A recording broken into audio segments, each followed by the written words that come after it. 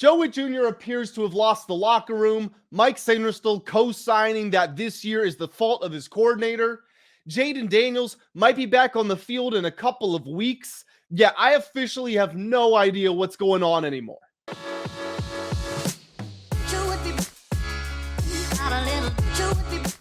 What's going on, everybody? Welcome back to the Full Command Show. My name is Grant Mitchell, and we're here to discuss the absolute roller coaster of a season this has been for the Commanders.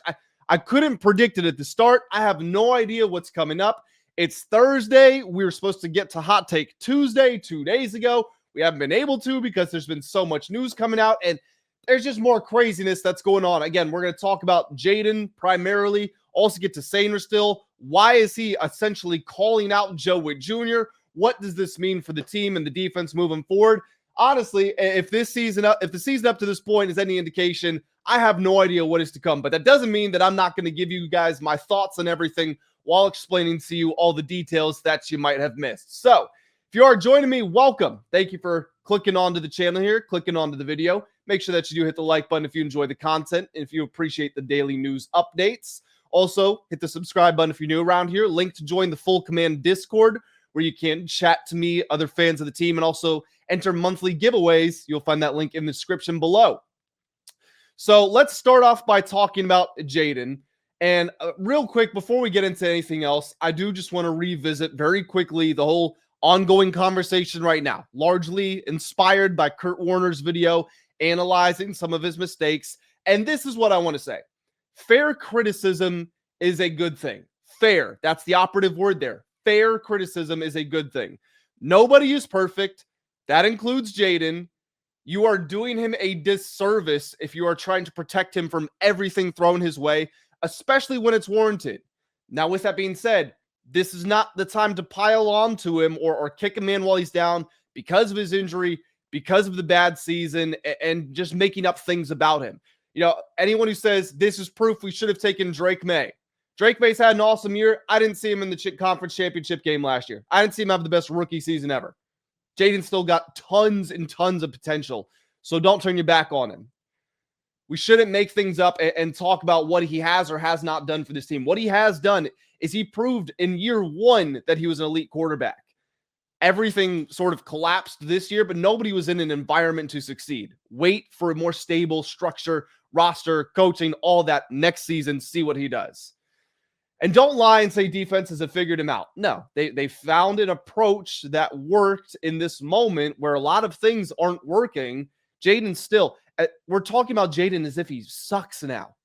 Guys, he's still easily been above league average, easily. And that's when we say he's playing bad, we're talking about the standard that he created for himself. Think about week 1 of the season. He had 300 total yards, a touchdown, no turnovers, and we said Jayden played bad. We are holding him to an elite standard, okay? So don't confuse this as a moment to say, oh, Jayden's actually bad. If somebody tells you that, somebody says Jayden has been actually bad this year, he's not a good quarterback, he's RG3, they're crazy. They are not trying to have a real conversation. They're just trying to rile you up, so ignore it. Two things can be true at the same time. He is missing reads. He is refusing to throw the ball when he should, okay? But he also doesn't feel comfortable for a variety of reasons. Lack of practice time, the injuries getting to his mentality, no continuity with his receivers / the receivers he's throwing to being guys who really shouldn't be on the field. Again, two things can be true at the same time. It's just how it is. We have to learn to accept that. So I might lean further on one side of this than someone else. But if anyone's out there arguing as if there aren't multiple factors playing into this, again, they're not trying to have a real conversation. They're trying to push a narrative. They're trying to push an agenda. The Seattle game. That was the first time in his career where I looked at him and said he looks unconfident and he looks like he doesn't trust his teammates, the guys on the field around him. The pressure didn't help. And he as a player needs consistency to thrive. He hasn't gotten that with being on the side, being on the training table. Receivers, his top guys getting injured. New practice squad guys getting elevated. Changes on the offensive line. Jayden with the VR reps. You've heard Terry talk about it. He says that he loves to stay after practice and work with Jayden. You've heard Zach Ertz say that Jayden hates it when I take veteran rest days because he wants reps. and he hasn't gotten that. So if you're looking for a reason to assign blame or say what caused this, that would be one of the biggest reasons, I would say. I'm also not going to act as if this is reactionary, because it's not. People, I understand that. I don't fault anybody for not knowing what I said in the past. If you didn't see my channel, if you didn't watch my videos, that's totally fine. And I'm just one guy. But I love Jayden just as much as anyone else, probably more so. I put this in the comment section below. You might have read it yesterday. My fiance tells me all the time I will never love her the way I love Jayden Daniels. So if there's one person who can attest to what I'm like, what my thoughts are, it's my fiance, and that's what she said. But I have also called out Jayden on some of his miscues before, and there aren't many, okay? This dude was a top 5 quarterback last year. I think that's what he will be for years to come. I think he's truly elite. But again, if we're not going to fairly highlight the criticism when it is warranted, then we're not being honest. We're not being fair. So if you want proof that this is something that I have done before, why don't we watch these clips? Offensively, I wanted to talk about some of the struggles that Jayden Daniels had in this game. He was definitely missing some reads, and I want to go over what happened. As the play develops, we see that Debo's motion in his route is staying close down here, which means you're going to get the flat defender forced to stay down here, closer to where Debo is. Watch Jayden and watch Terry. Jayden is looking here. He wants this pass. Terry creates separation. He's in the blind spot of the cornerback. He stops. Terry McLaurin is wide open. There's very good protection by the offensive line. You start to get a little bit of penetration, but Coleman gets him on the ground. Jayden wants this throw. He knows that's where he's going with the ball, and for whatever reason, he just doesn't throw it. So Jayden is looking in the right spot. He wants to go here to Noah Brown. And he has him. Noah Brown is on a curl. He stops right here. He's got separation. Jayden's got to put that ball on a rope right through there. Now, if he can't do that, who's open right here? Terry McLaurin's on a short crosser right in the middle of the field between the two hook defenders. He is wide open. So because the defense sinks down so much, watch Ben Sinnott here. Ben Sinnott comes flying free up the seam. Total miscommunication. You've got Yankoff right here. He's going on a little bit of a wheel route up the right side. And Sinnott is free right up the seam. Jayden's got a perfect pocket. Look at this. You've got to fit that ball in there for a touchdown. Terry McLaurin was on the field in those games. Noah Brown was on the field in those games. Austin Eckler was on the field in pass protection. Guys, let's just be honest. Jayden currently, absolutely not a great situation as far as the receivers. We can talk about the Cliff Kingsbury scheme and stuff like that, but these are problems that have existed beforehand as well. And it's fair to point them out while also acknowledging he's a great player who will get past it, who can do better, and it would have an easier time if the players around him were better. That's my summary on it. Now let's get to the actual news here. Let's talk about Jayden's health. So this is according to Zach Selby, who is the Commanders team writer. It's on the Commanders team website, so it's real information. Jayden had his MRI. You will remember a couple of days ago, the team moved Luke McCaffrey to IR. They moved Marshawn Lattimore to IR. They did not move Jayden Daniels there. And I was sitting there like, how does this make any sense at all? According to an MRI, there is not only no fracture, there isn't any ligament damage. So from what I could tell researching online, not a doctor, what I could tell, the typical recovery timeline for injuries of this, in this case, is 3 to 6 weeks. I wouldn't bring him back. I understand that there's a whole conversation going on right now about if Dan Quinn is actually at fault for leaving Jayden in the game or if it was the right move. If you're someone who believes it was the right move, it's because you think he needs reps and he needs development, which kind of ties into some of the miscues, like the missing his reads, the not throwing the ball when he should have. It's development. What my opinion on this is, okay, let's say Jayden, I don't even know how this adds up. Again, when I saw his arm on backwards, like Mr. Potato Head, when you're screwing around, I never would have imagined he would be in a position to come back this year. Whether he does or not, whether he gets on the field or not, the fact that he could actually be in a position to get back is crazy to me. But let's just say a month goes by after the injury. So that was week 9. So we're in, let's say like week 13 or week 14. Jayden is in a position to come back, play a month, and get those reps. Are they going to be developmental reps? That's my biggest question right now. Because Terry, don't know that he's going to be healthy at all. Same thing with Noah Brown. When Terry was healthy on the field, he wasn't having a huge impact on the offense. The offensive line has been trending down recently. I can remember a month ago, they were, I want to say, like 12th in pressure rate allowed. Now they're 17, 18, so they're creeping. They're still right around league average, but they're starting to creep below it. Jayden faced a career high in pressure against the Seahawks.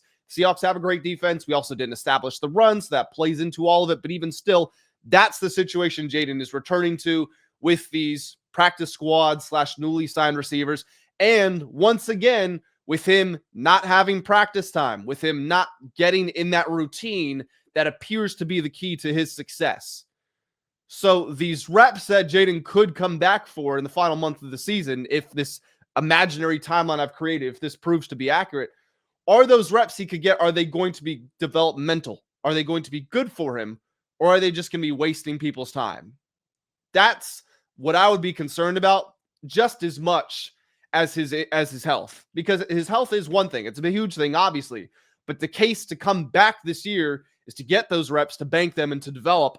And I just don't think that's the effect they would have. But if you guys disagree with me, please go to the comment section below. Let me know your thoughts on, or just tell me why you disagree. Let's move on. Let's talk about Mike Sainristil and Joe Whitt Jr. So a couple of days ago from when I'm recording this video, Sainristil posted a little gallery on Instagram, couple of pictures, nice little slideshow showing off him and his partner. And there was a comment on this picture that was left by some Instagram user. And it said, quote, "Congrats, but why has your play on the field declined? Like drastically." Some other online user, not relevant to the story really who it is, no offense to that person, they replied and said, quote, "You're wrong. It ain't him. His play hasn't declined. It's the system, but this ain't the place to talk about it." Now, the unique thing about Instagram is when the person who posted the picture likes a comment, it will show up with a little heart and say liked by author. So this comment that says, "You're wrong, it ain't him, his play hasn't declined, it's the system, but this ain't the place to talk about it," that got a liked by author, meaning that Mike Sainristil liked that comment, co-signed that he has not had a downfall this year. It's the system that the defense is running that has contributed to his bad play and presumably the bad play overall. Totally called out Joe Whitt Jr. It's not his words, but in liking that, it's co-signing it. Maybe I could defend Mikey and say all he saw was his play hasn't declined. You know, he's got kids. Maybe he wasn't paying it that much attention. And he just said, "Oh, that's nice. Thank you. Liked it." That's the defense for Mikey. Do I think that's realistic? No. Joe Whitt Jr. had said in his press conference, going back to a couple of weeks ago now, that certain players are on social media. I posted a video breaking down how Bobby Wagner had DM'd a fan on Twitter talking about his coverage responsibilities. That was a whole crazy situation. But in that video, I had said I was shocked that it would be someone of Bobby's age and status that was doing it. Thought it would be a young guy like Quan Martin or Mike Sainristil. And that's where the list ends because I was right. It is Sainristil who's looking at these comments. Now, I'm not going to say obviously that he can't do that, but liking that comment saying, "Hey, this is Joe Whitt Jr.'s fault," we've got a problem now. Because this guy, I'll talk about the Sainristil piece of it, and then I'll talk about the Joe Whitt Jr. piece of it.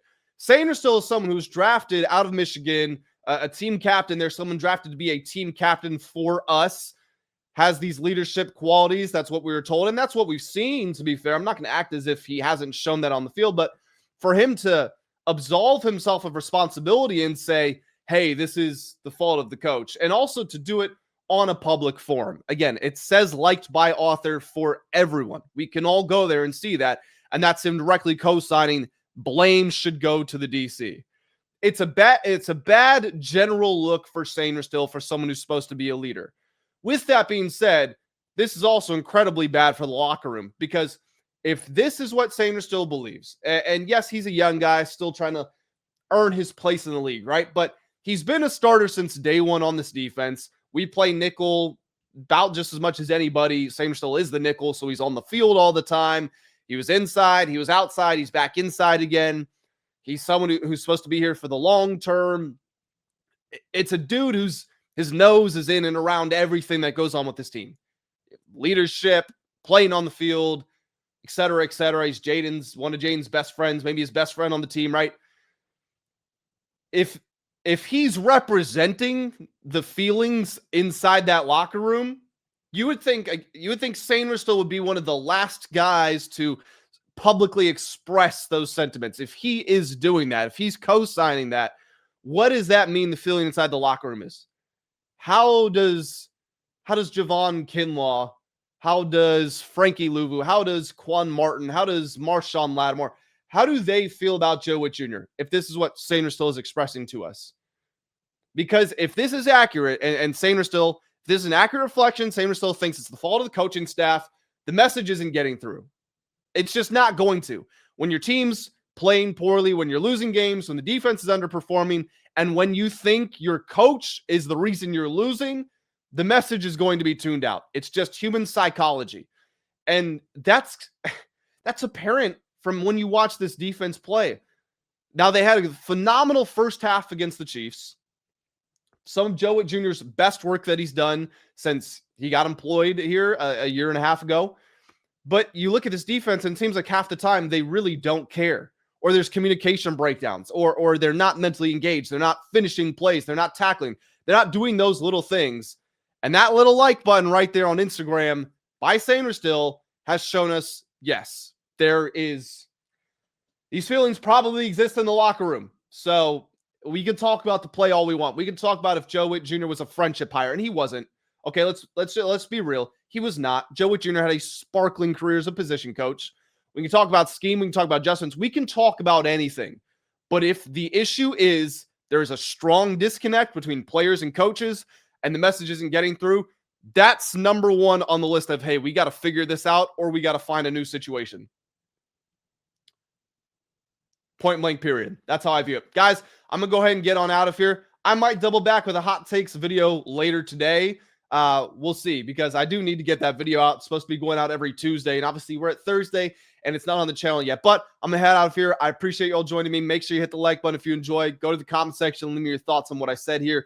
New viewers, hit that subscribe button, and everybody join the Discord. It is free. And then we have the premium channels for the monthly giveaways as well. Gave away a Jayden Daniels Super Bowl era jersey just a couple of days ago. I'm gonna head out of here. Appreciate you all joining me. Catch you in the next one. Have a great day.